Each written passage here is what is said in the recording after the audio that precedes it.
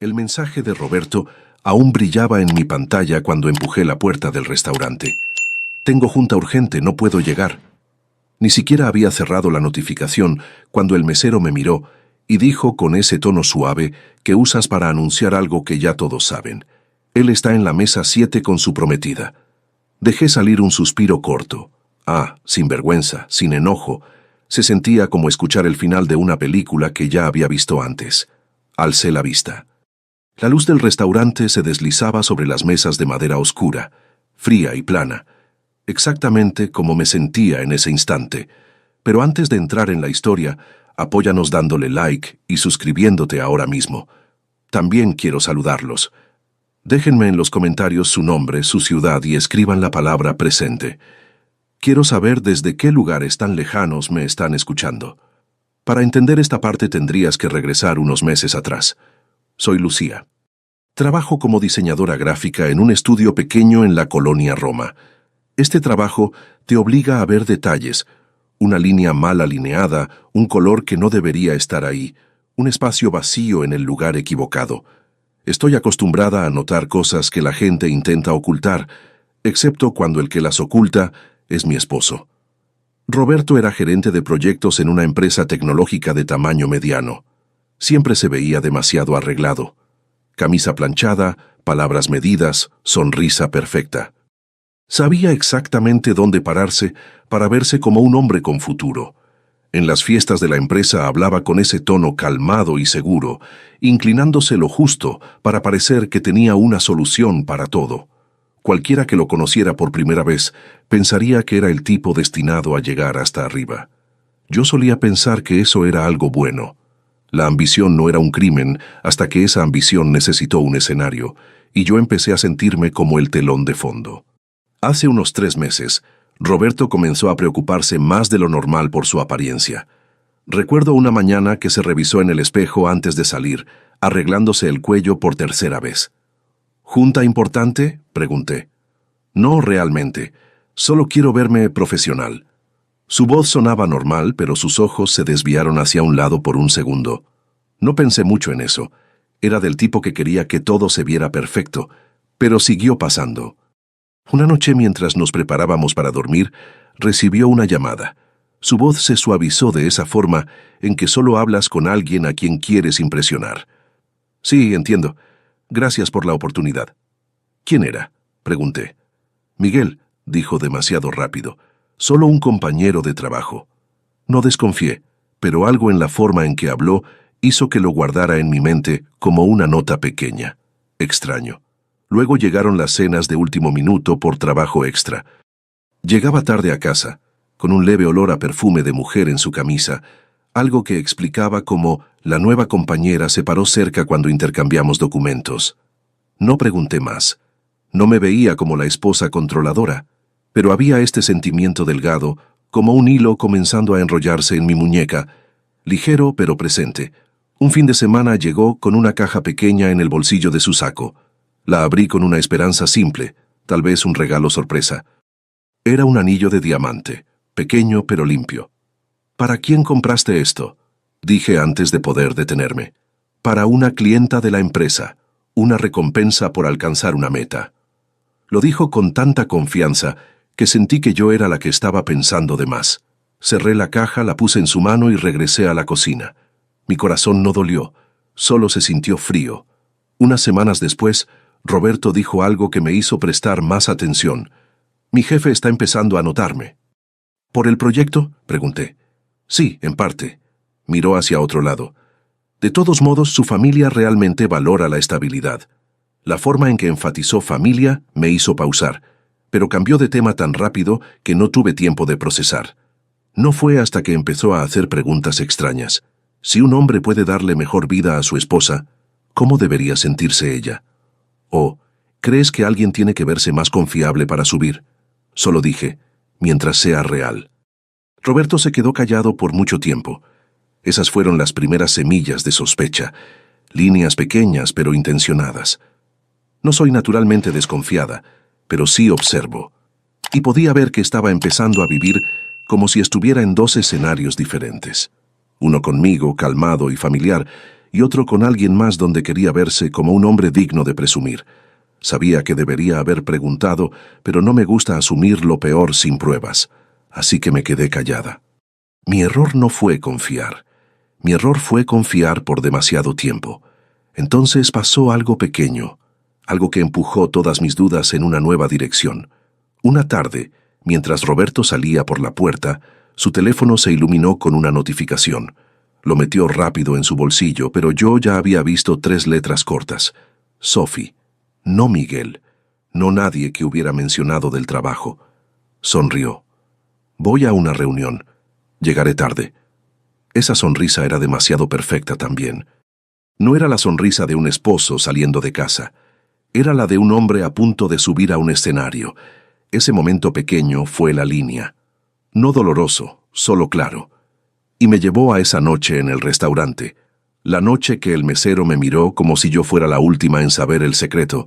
La noche que escuché, está en la mesa 7 con su prometida. Y ya no me sorprendí. Solo que el telón finalmente se había levantado.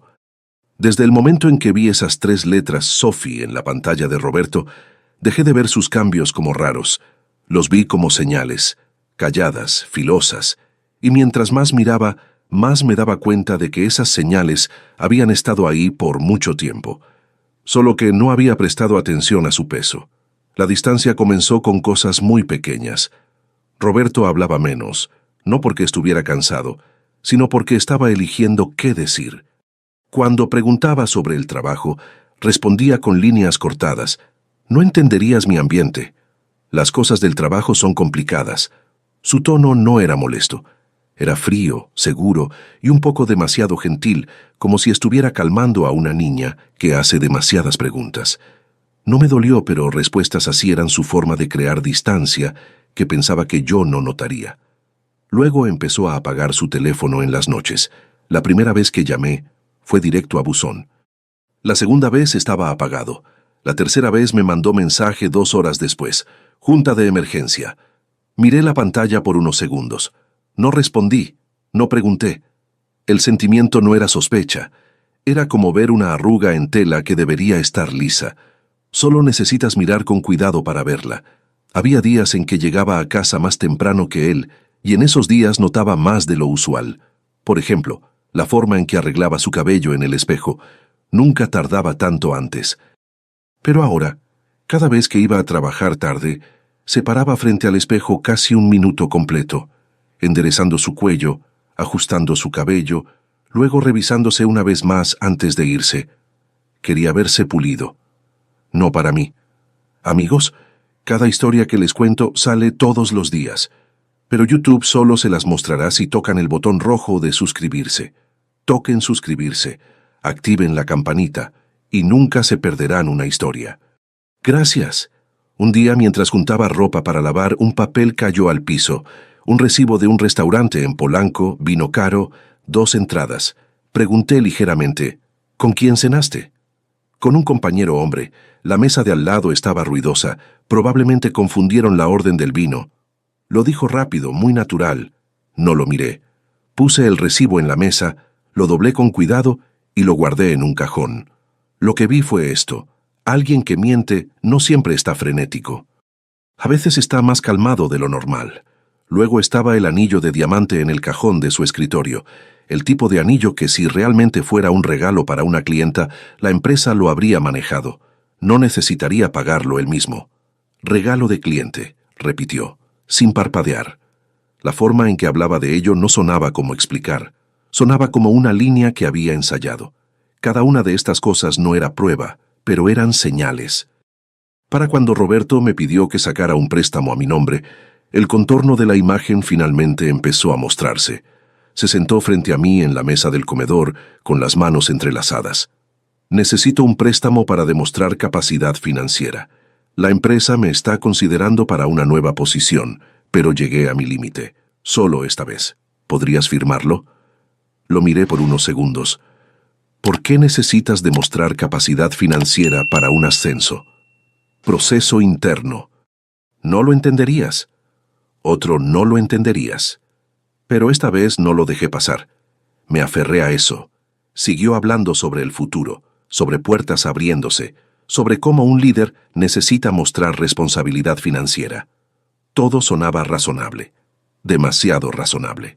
Firmé, no porque fuera tonta, sino porque todavía pensaba que estaba ayudando a un esposo ambicioso, solo que no sabía que esa ambición no tenía lugar para mí. Después, ese contrato de préstamo se convirtió en la hoja más filosa que puse sobre la mesa 7. Pero cuando lo firmé, no vi una hoja. Solo vi mi firma junto a la suya. En los días después de eso, Roberto se volvió inusualmente gentil. No conmigo, con alguien en el teléfono. Escuché su voz una vez cuando estaba parado en el balcón. Sí, entiendo. Voy a esforzarme más. Poder conocerlo es una bendición para mí. Su voz bajó, suave, un poco temblorosa, como alguien tratando fuerte de impresionar. Cuando regresó adentro lo miré. ¿Con quién hablabas? Pausó por un segundo. Miguel, solo un segundo. Pero alguien en diseño como yo está acostumbrada a notar el desalineamiento más pequeño. Miguel no coincidía con el tono que acababa de usar. Desde ese momento, empecé a ver patrones alinearse. Me preguntó sobre cómo la gente rica ve a alguien que quiere subir. Contaba historias de trabajo, pero siempre metía líneas como: algunas familias de arriba valoran más la estabilidad. Comparaba calladamente a parejas que se visten bien, que saben cómo presentarse. Escuché todo. No reaccioné. La verdad era que no me estaba hablando a mí. Estaba practicando qué decir a alguien más, usándome como reemplazo. Luego llegó la noche que vi el mensaje extraño. Roberto dejó su teléfono en la mesa mientras se duchaba. La pantalla se iluminó. No traté de leerlo, pero la línea era demasiado clara. A mi papá le caíste bien. Gracias por esta noche.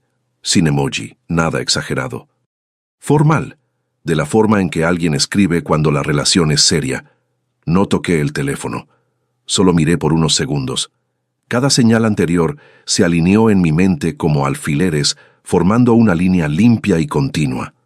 Roberto salió con el cabello mojado y una toalla. Vio la pantalla.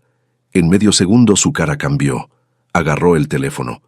Una compañera lo mandó a la persona equivocada. No pienses en eso. Su voz era demasiado rápida y demasiado suave, no la voz de alguien diciendo la verdad. Me senté, no dije nada. Lo que sentí no fue dolor, fue confirmación. Desde ese momento supe que necesitaba mirar más de cerca, no con celos, no con ruido, con la claridad de alguien que ha conectado suficientes señales para saber qué espera al final. No lo confronté, solo empecé a observar, callada, lenta, filosa, porque a veces para ver a una persona claramente tienes que dejarla actuar, y Roberto estaba dando una actuación muy completa. No le pregunté a Roberto sobre el mensaje extraño, y no le pregunté sobre la persona llamada Sophie. Los mejores mentirosos no son los que hablan suave, son los que piensan que no vas a verificar. Y Roberto estaba seguro de que yo no verificaría. Esa noche salió de casa más temprano de lo usual. Reunión con un cliente, dijo. La camisa que eligió era del tipo que solo usaba cuando quería impresionar. Su colonia era más fuerte también, la que decía que un compañero le había rociado como broma. Solo asentí. Luego miré desde la ventana cómo se alejaba directo hacia Polanco. Sabía que el GPS de su coche estaba sincronizado con una aplicación que ambos teníamos. Pensaba que nunca la habría.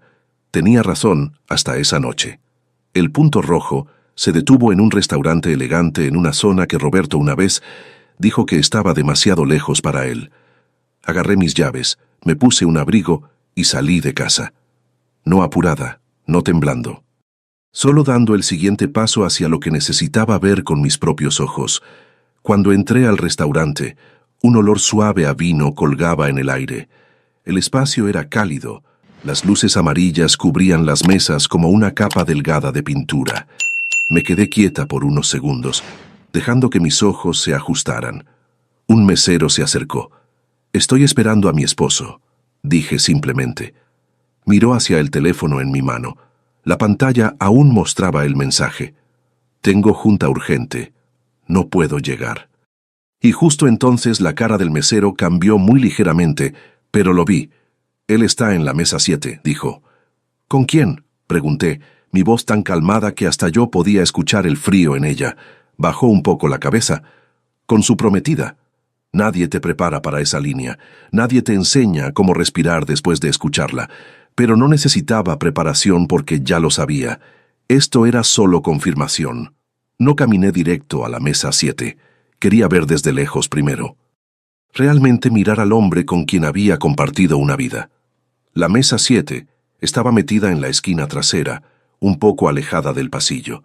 Roberto estaba sentado de espaldas a mí, su cabeza inclinada ligeramente a la izquierda, de la forma en que solo la inclinaba cuando quería verse relajado. No lo había visto sonreír así en mucho tiempo. Amplia pero controlada, como si intentara parecer cálido mientras mantenía una imagen pulida. Frente a él había una mujer joven con cabello largo y ojos brillantes, Sofía. La reconocí en el momento en que vi el anillo en su mano, un anillo casi idéntico al que había encontrado en su cajón. Giraba su mano ligeramente, como mostrando cómo la piedra atrapaba la luz. Y Roberto la miraba con los ojos de un hombre siendo evaluado. Se veían como si se conocieran desde hace mucho. Se movían como una pareja que entendía exactamente dónde estaban parados en la vida del otro. Y más que eso, se movían como una pareja con un futuro prometido. Esa escena no me dolió. Aclaró todo. Roberto no había construido una doble vida por amor. La construyó por estrategia. Me quedé ahí mirándolos y cada pieza cayó en su lugar. Roberto había dicho, la familia del licenciado valora la estabilidad. Roberto había dicho, esta podría ser mi oportunidad de subir. Roberto me había preguntado qué quiere ver la gente rica en un hombre con dirección. Nada de eso era para mí. Eran líneas que practicó conmigo. Y Sofía, la hija del licenciado Ramírez, el presidente de su empresa. Ahora todo era demasiado claro. Roberto se estaba preparando para casarse con ella para poder entrar a esa familia poderosa. Y nuestro matrimonio, una sombra, un marcador del pasado que no quería que nadie conociera. Una fase que aún no había cerrado. Como una vez le dijo a alguien, probablemente a Sofía. El préstamo que firmé para él, el dinero del que presumió a su familia, usándolo para mostrar que era estable, responsable, capaz de cuidar a su futura esposa. Pagué para que él comprara estatus. Me usó como el pago inicial para su futuro, y en el momento en que entendí eso, ya no lo vi como mi esposo, solo un hombre dispuesto a intercambiar cualquier cosa por un asiento en la mesa correcta. No dudé. Caminé directo a la mesa 7. Mis tacones en el piso hacían un ritmo constante como mi latido. No rápido, no tembloroso. Roberto no volteó de inmediato. Sofía me vio primero. Inclinó su cabeza ligeramente como tratando de ubicar si me había conocido antes. Me paré al lado de la mesa. Roberto volteó, me vio, y el color se drenó de su cara. No por culpa, por miedo. Lucía, tú... No vine a hablar, corté. Mi voz era firme, no alta, pero suficiente para hacer que la mesa de al lado pausara. Puse una pila ordenada de papeles en la mesa. El contrato de préstamo a mi nombre, estados de cuenta bancarios mostrando el dinero transferido a Roberto. Miré directo a Sofía. Si eres su prometida, deberías saber que estás invirtiendo en un hombre que vive de la firma de su esposa. Sin enojo, sin sarcasmo. Solo verdad, lo suficientemente filosa. Sofía miró los papeles, luego a Roberto. Sus ojos bajaron como si acabara de darse cuenta de que había estado parada en el lugar equivocado de esta historia. No preguntó nada. Tal vez no se atrevió. Roberto saltó de su asiento. Está mintiendo. Es una transacción interna. Puedo explicar. Lo miré. Solo lo miré, fría como la mesa de madera oscura en este restaurante. Roberto tragó el resto de su oración como si se atorara en su garganta. El mesero estaba parado no muy lejos. Entendió lo que estaba pasando. Lo vi mirando a Roberto con una expresión familiar. La mirada de alguien que acaba de darse cuenta de su papel en una historia en la que nunca pidió estar. Un testigo. No necesitaba volumen. La verdad se expande sola, como una grieta delgada en un espejo. Empieza en un punto y luego corre amplia, imparable. Nadie en el restaurante sabía quién era yo. Nadie sabía quién era Roberto, pero todos sabían una cosa, clara como el día. Alguien acababa de ser expuesto. justo donde pensaba que estaba brillando. No me senté. No hice una sola pregunta. No necesitaba escuchar una explicación. Solo retiré mi mano, enderecé mi abrigo y dije, deberían terminar su cena. Ella merece la historia real. Luego me di la vuelta. Podía sentir los ojos de Sofía en mi espalda. No celosos, claros. Roberto perdió su posición justo ahí en la mesa 7 frente a la persona exacta para quien había estado actuando medio año. Y la ironía era que no tuve que destruir nada. Solo traje la verdad al lugar donde pertenecía. Sofía miró la pila de papeles que había dejado frente a ella por unos segundos más. Luego, sin decir palabras, se levantó. Su silla se deslizó suavemente sobre el piso, justo lo suficientemente fuerte para que las mesas cercanas voltearan. No miró a Roberto. No le hizo una sola pregunta. Solo agarró su bolsa y se fue. Derecha, rápida, decisiva. El tipo de caminar que alguien hace cuando se da cuenta de que fue usada como un accesorio. Roberto extendió la mano hacia ella. Sofía, espera. Pero ella ya estaba fuera de alcance. Lo único que quedó en la mesa fue su servilleta doblada tan ordenadamente que parecía una decisión que acababa de ser firmada. El teléfono de Roberto vibró. La pantalla se iluminó con un nombre: Lick Ramírez, el padre de Sofía, el presidente de su empresa. Miró la llamada de la forma en que alguien mira un veredicto. Lo escuché contestar con una voz tan pequeña que solo los más cercanos podían captarla. Sí, entiendo. Voy para allá. Luego puso el teléfono en la mesa, su mano temblando justo lo suficiente para inclinar el vaso a su lado. Volteó hacia mí. Sus ojos ya no eran los ojos de un hombre confiado en su escalada. Eran los ojos de alguien que acababa de perder el mapa en un túnel oscuro. Extendió la mano tratando de tocar mi manga. Lucía, necesitamos hablar. Es un malentendido. Di un paso atrás, muy pequeño pero suficiente. No necesitaba decir nada. Esa distancia lo dijo por mí. Ya no tenía derecho a tocarme. Me di vuelta para irme. Roberto se levantó de golpe detrás de mí. No puedes simplemente irte, estamos casados. Tienes que darme una oportunidad de explicar. Me detuve. Un segundo. Luego giré mi cabeza solo ligeramente. Lo suficiente para verlo, pero no lo suficiente para dejar que sintiera que estaba participando. Te enviaré los papeles del divorcio mañana. Mi voz era baja, calmada, sin ningún temblor. Las palabras cayeron como una piedra en agua quieta. Sin ondas, solo una caída directa al fondo. La cara de Roberto se puso pálida. Lucía, no puedes estar hablando en serio. Salí del restaurante. Sin respuesta. No necesitaba decir más. El que habla más siempre es el que está perdiendo. Si quieren saber cómo termina esta historia y conocer muchas más, denle al botón rojo de suscribirse. Es gratis y me ayuda muchísimo. Ni siquiera había tocado la puerta principal cuando Roberto salió corriendo detrás de mí. Lucía, espera. Pero esta vez no estaba corriendo porque me amaba.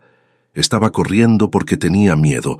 Miedo de perder su posición, su imagen, la vida que había pasado meses construyendo.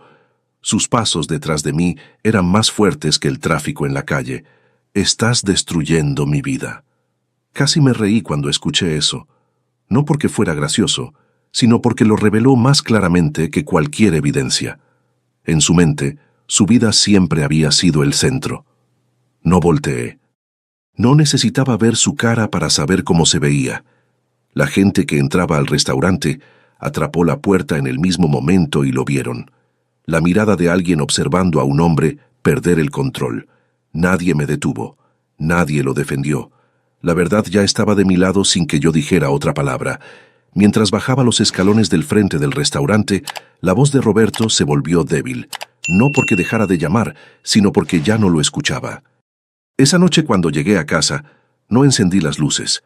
Me senté en mi escritorio, abrí mi laptop, entré a mi cuenta bancaria. Unos pasos, simples, claros. Envié una solicitud para cancelar todas las autorizaciones vinculadas al préstamo que había firmado para Roberto. Mi mano no tembló. No sentí que estuviera haciendo algo enorme. Solo estaba recuperando lo que siempre había sido mío. El correo de confirmación llegó en segundos. Una línea verde pequeña. Su solicitud ha sido procesada. Me recosté en mi silla, no cansada, solo consciente de que el aire en la habitación se sentía más ligero. Abrí una nueva pestaña y escribí la dirección del despacho legal que había guardado cuando compramos la casa. Mañana contaría la historia, sin adornar, sin defender, solo exponiendo la verdad. Y lo curioso es que mientras más simple es la verdad, más lastima al que está equivocado. Cuando cerré la laptop, sentí algo muy claro. Ya no estaba atrapada en la historia de Roberto. Esa historia se había derrumbado sola, sin que yo tuviera que empujar. La gente piensa que la venganza es gritar, romper cosas o algún regreso dramático. Pero la venganza real, la fría, no hace ruido. Solo necesita un papel puesto en la mesa correcta, una oración dicha a la persona correcta y un paso dado en el momento correcto. Roberto perdió todo. No porque hice algo cruel, perdió porque construyó su vida sobre una mentira, y yo solo encendí la luz. Me levanté y colgué mi abrigo en el gancho. La casa se sentía extrañamente tranquila, como una habitación después de que ha pasado una tormenta, pero sin piezas rotas, solo aire que había cambiado. Cerré la puerta de la oficina y escuché un clic suave. Así es como termina un capítulo viejo. No ruidoso, no doloroso, solo final. No sabía dónde estaba Roberto en ese momento, tal vez aún en el restaurante explicando con desesperación. Tal vez siendo llamado a la oficina del padre de Sofía para escuchar cosas que no quería escuchar. Tal vez mirando el futuro por el que intercambió todo y viendo un vacío. No me importaba. Lo que importaba era que finalmente me elegí a mí misma. No por enojo, por claridad. Apagué las luces de la sala y miré alrededor de la casa una última vez esa noche. La libertad no es un grito. La libertad es cuando te vas sin cargar ninguna pieza de alguien que te usó. Y esa noche era libre. El primer mensaje que recibí a la mañana siguiente no era de Roberto. Era de uno de sus ex compañeros de trabajo. Lo suspendieron. Están en junta de emergencia con la junta directiva. Puse mi teléfono abajo. No feliz, no triste, solo constante. Lo que le pertenece encuentra su camino hacia él. No tengo que mover un dedo. Una hora después, recibí un segundo mensaje, esta vez de una amiga de Sofía, alguien que probablemente había escuchado la historia directamente de ella. Boda cancelada. Su familia quiere cortar lazos. Leí el mensaje y bloqueé mi pantalla. No sorprendida. Una familia poderosa nunca aceptaría a un hombre que construyó su futuro sobre un préstamo a nombre de su exesposa. Necesitan limpieza. Roberto no era limpio. Para la tarde su empresa liberó un memo interno. Roberto fue suspendido pendiente de investigación por ocultar conscientemente información personal que afecta la imagen de la organización. No escribieron los detalles, pero todos entendieron. En solo unas horas, su nombre cambió de ambicioso, enfocado a susurros, de un hombre de dos caras que usó mujeres. Una carrera no se desmorona por un escándalo grande. Se desmorona por una verdad que es pequeña pero filosa como una navaja. En cuanto a mí, después de reunirme con el abogado, salí de la oficina sintiéndome tan ligera como si hubiera devuelto algo que nunca me perteneció. El divorcio no era una victoria, era una salida. Renté un departamento más pequeño que la casa vieja, pero más brillante. La luz de la mañana golpeaba las paredes como una capa fresca de pintura. Sin rastro de Roberto aquí, sin sombra de la vida anterior. Compré exactamente 3 cosas: un escritorio de madera clara, una alfombra suave y una planta pequeña junto a la ventana. Todo lo demás lo dejé vacío. No porque me faltara algo, sino porque quería ver el espacio, recordarme que ya no tenía que hacer lugar para nadie más. Algunas noches me sentaba sola mirando la fila de edificios en la distancia. No triste, no nostálgica, no había perdido nada, solo había soltado lo que no valía la pena mantener, y extrañamente el silencio no se sentía desconocido. Se sentía como el momento en que finalmente cortas una cuerda enredada que ha estado clavándose en tu piel por demasiado tiempo. Ligero, limpio, justo a tiempo. Roberto llamó varias veces. No contesté, no para castigarlo, sino porque ya no había razón para escuchar. La gente no se desmorona por un golpe grande. Se desmorona cuando finalmente se ve forzada a verse a sí misma sin disfraz, y Roberto estaba mirando su retrato real. Un retrato al que no necesité agregar una sola línea.